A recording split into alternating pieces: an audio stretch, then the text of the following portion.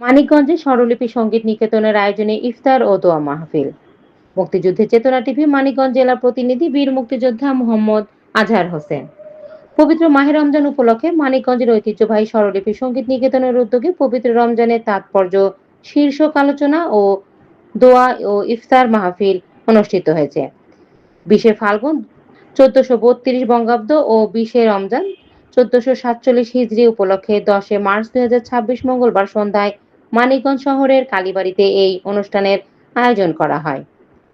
স্বরলিপি সঙ্গীত নিকেতনের শিল্পীদের উদ্যোগে আয়োজিত আলোচনা সভায় উপস্থিত ছিলেন বীর মুক্তিযোদ্ধা মোহাম্মদ শহীদুল ইসলাম ফারুক, বীর মুক্তিযোদ্ধা মোহাম্মদ এমদাদ হোসেন, দৈনিক ঢাকা পত্রিকার সাংবাদিক খন্দকার জিন্নাতুন্নেসা মৌসুমী।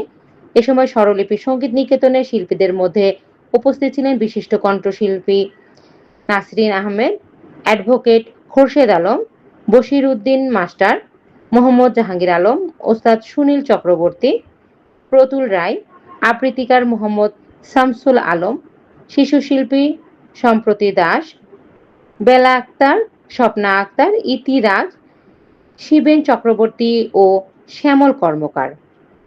অনুষ্ঠানটির সার্বিক পরিচালনায় ছিলেন কামাল আহমেদ কমল ও আবুল বাশার।